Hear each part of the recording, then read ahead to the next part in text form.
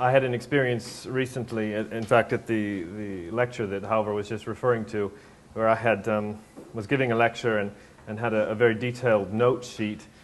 And as it turned out, when I finished, I realized that not everybody had understood. The note sheet wasn't sufficient, and someone wrote me an email asking a question that showed that she had understood exactly the opposite of what I had said. And so what I have done since then, when I give lectures, is to print out my entire lecture, which is what you have. So you feel free to fall asleep and read later, and or to take something home with you. I probably won't deviate from the text. I would like to begin this lecture in honor of the Home for Bible Translators and Scholars' 20 years of service by congratulating the many people, some here, some not, who have helped in making this possible, from the founding directors, Miriam and Halvor, to the relevant university staff and translation organization personnel, to all the workers, volunteers, teachers, students, supporters, relatives and friends, past and present, who have played a role in this endeavor over the last 2 decades. As someone who has personally benefited from the program, I both appreciate its value and have at least some idea of the effort that goes into running it.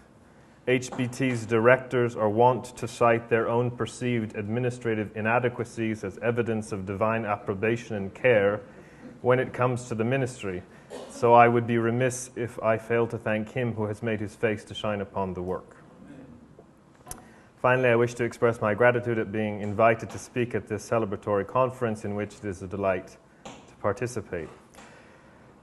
From the title of my talk, you already know the thrust of my claim. Most of what remains of my time I shall spend trying to substantiate this. However, it occurred to me after I had already selected my topic and received approval to speak thereon, that I was perhaps assuming common assent to a still more foundational principle, when in fact such an assumption is unwarranted. You see, I wish to convince you that knowledge of modern Hebrew is somehow useful and important for the work of Bible translation, and that the fact that the joint HBT Hebrew U program we are here to celebrate gives translation personnel the opportunity to study it as part of a more comprehensive translation-oriented curriculum makes this program not just unique, but better than alternative programs. The problem is that, notwithstanding greater emphasis on training in many translation agencies, the view that knowledge of Hebrew, and here I mean biblical Hebrew, might be necessary or even advisable for Bible translation is not one universally held. So allow me to start with a few words on behalf of biblical Hebrew knowledge as a necessary ingredient in sound Bible translation methodology. Among the more common arguments against Hebrew training is expediency. We all agree that the Bible is an important book. Members of people groups around the world are literally clamoring to have it in their own languages. Given this urgency, can we afford to devote time and resources to Hebrew studies? An answer that is sometimes given, and I speak from experience because it is an answer that I myself received, is that Hebrew training is unnecessarily time-consuming given the perceived benefits because there are sufficient helps available: lexicons, concordances, commentaries, tagged databases, search mechanisms, accordance, not to mention myriad translations, so that translators need no special proficiency in Hebrew to achieve a good translation. To this line of argumentation, I wish to respond with a few thoughts on the nature of the tools in question. Before saying anything else, I would like first to emphasize how much I appreciate these tools. Many are products of great learning, wisdom, experience, and insight, and contain valuable information. No matter their proficiency with Hebrew, then, translators, exegetes, and consultants ignore them to the detriment of the work. However, it is clear that the tools in question cannot be fully exploited or profitably utilized without at least some degree of Hebrew-specific know-how, any more than a musical instrument can be properly played without musical training. Shifting the metaphor somewhat, just as in the case of a power saw, untrained use of Hebrew reference tools can be quite dangerous.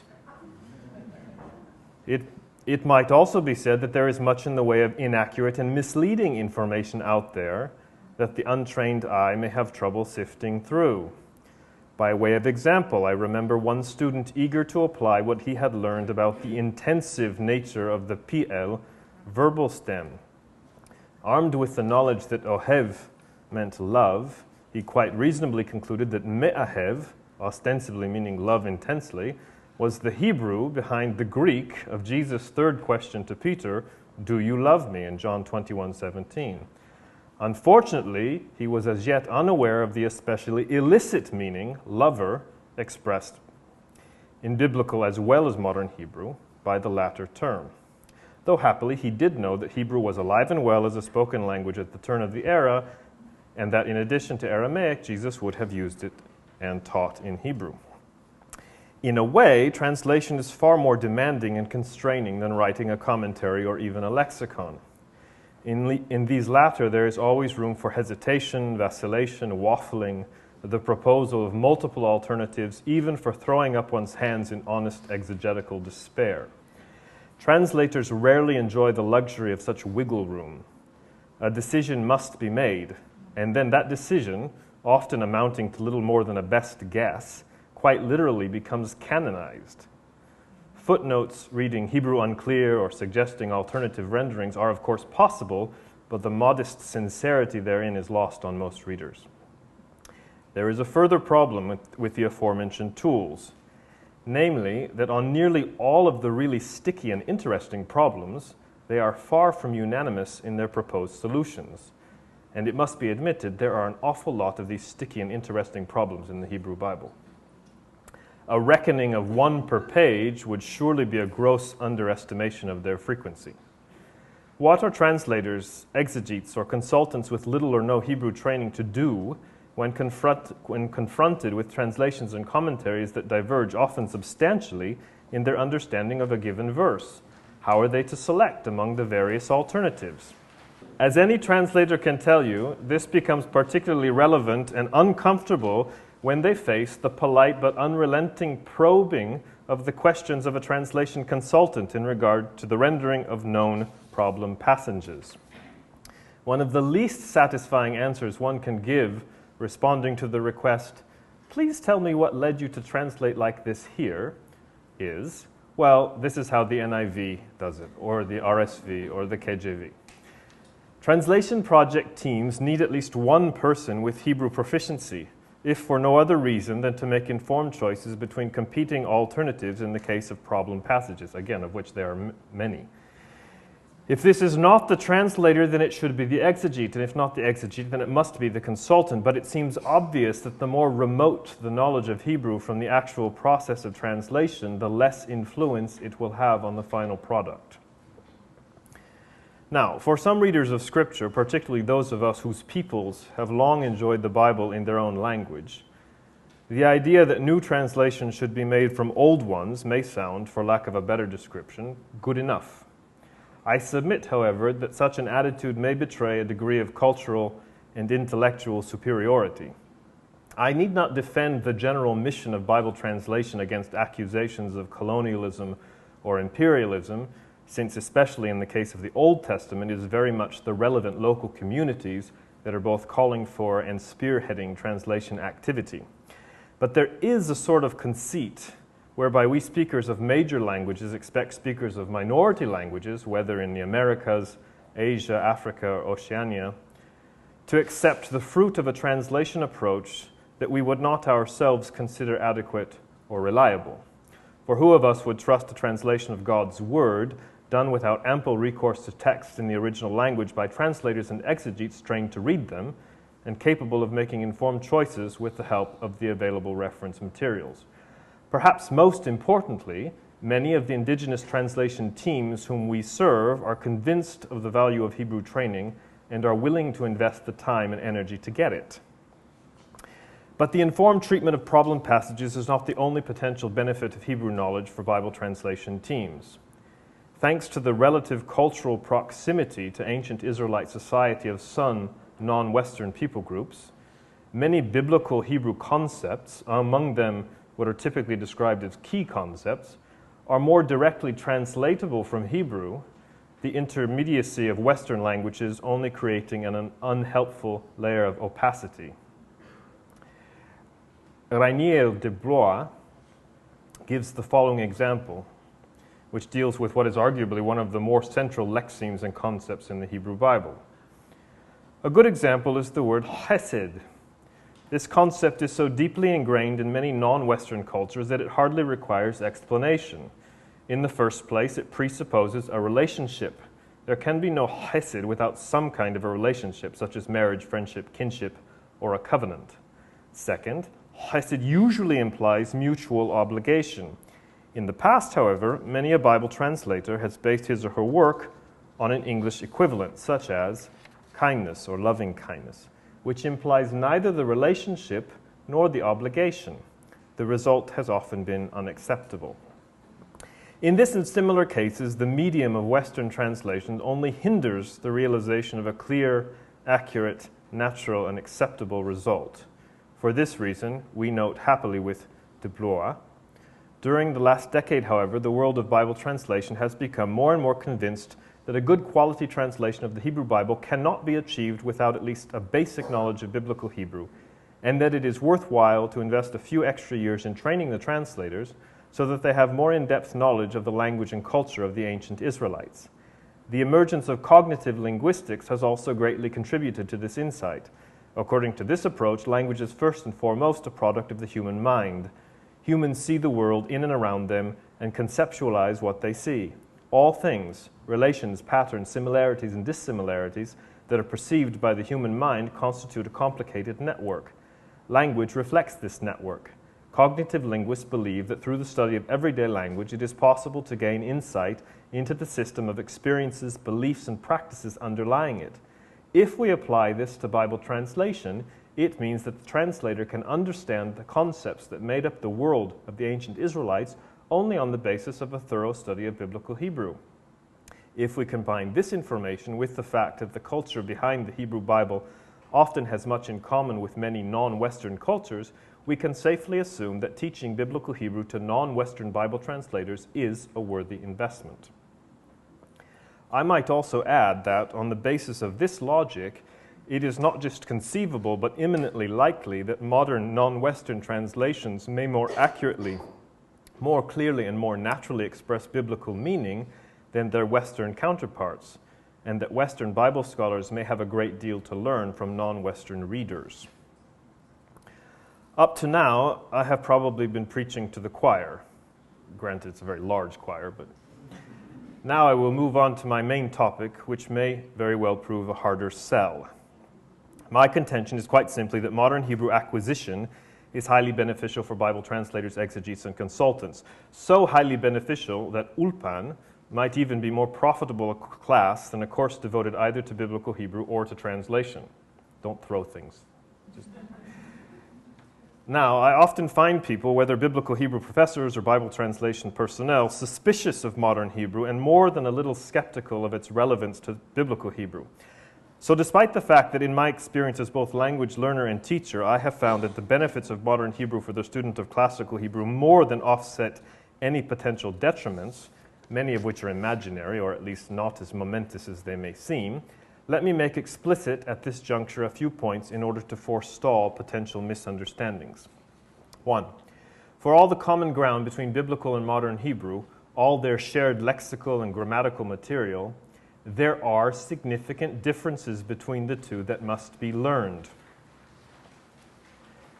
As such, 2, modern Hebrew knowledge is not sufficient to make a person a good reader of biblical Hebrew, much less a competent analyst thereof. And finally, 3, neither fluency in modern Hebrew nor expertise in biblical Hebrew are sufficient to make a person a qualified Bible translator.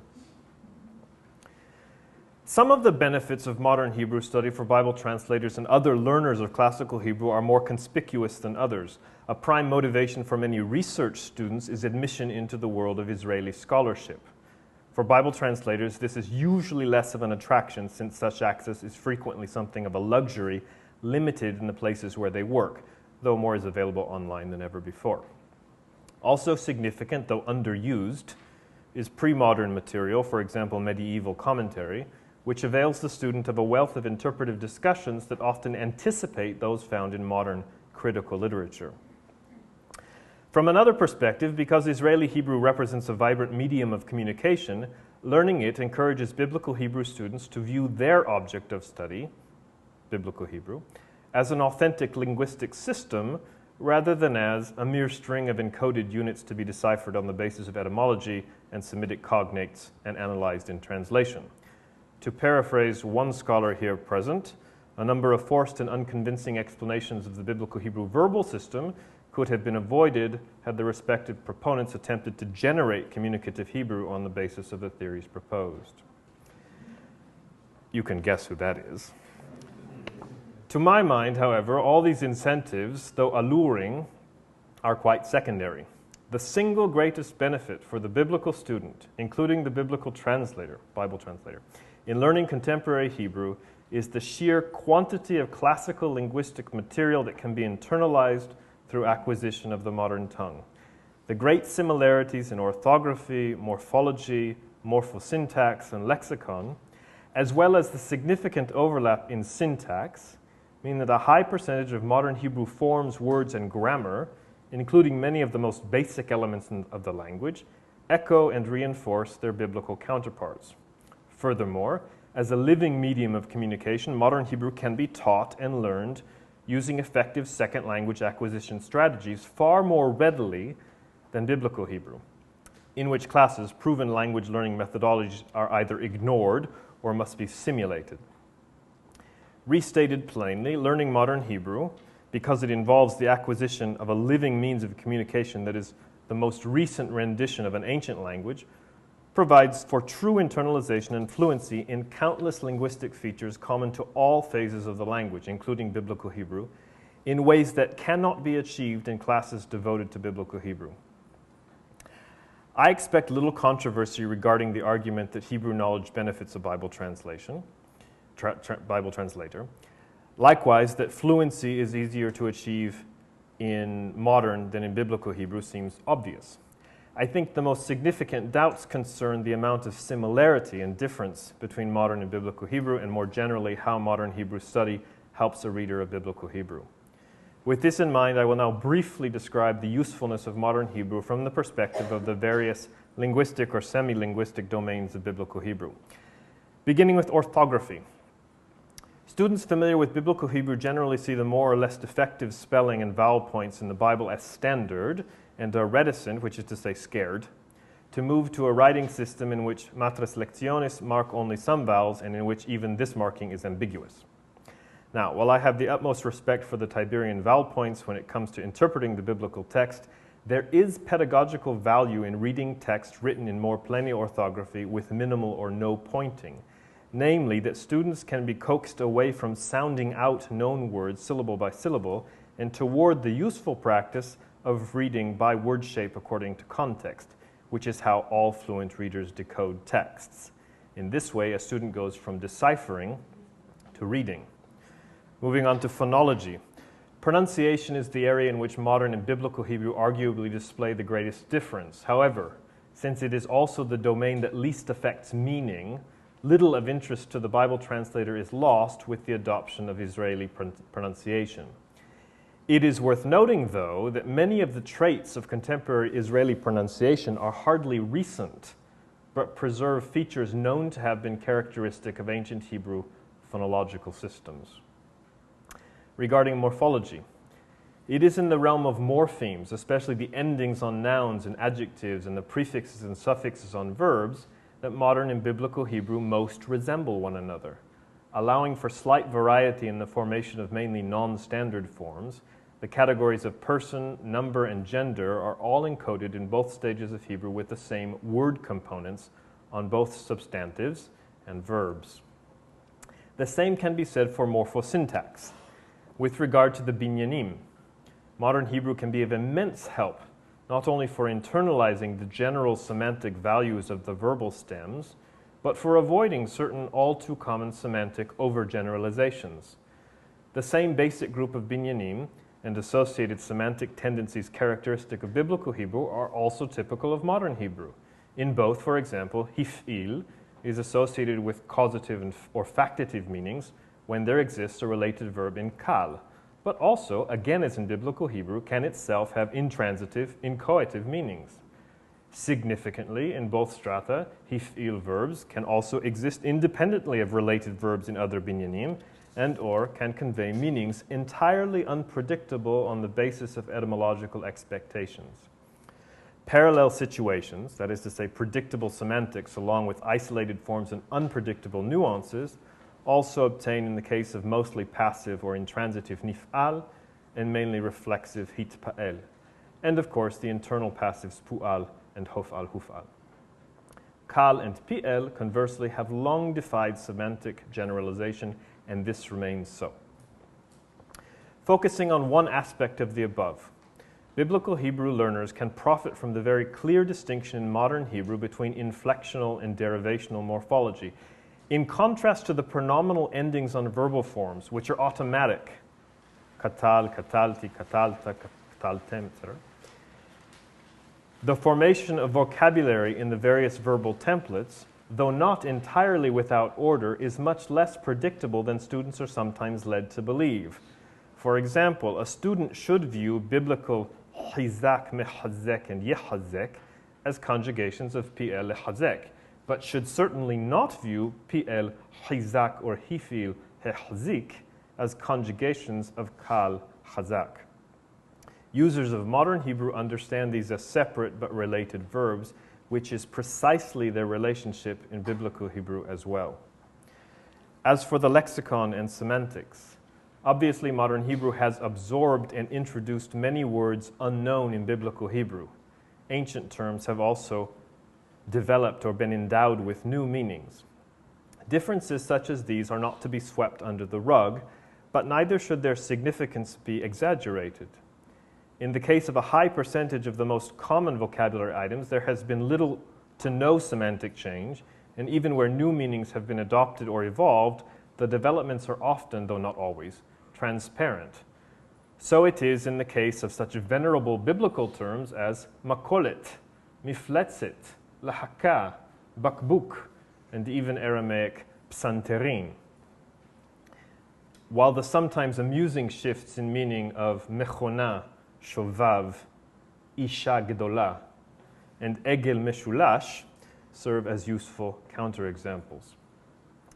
The identity of borrowed lexemes is also usually straightforward, while semantic shifts often result not in the total displacement of an ancient meaning with a modern one, but in the addition of a modern sense to a cluster of semantic values associated with a given term.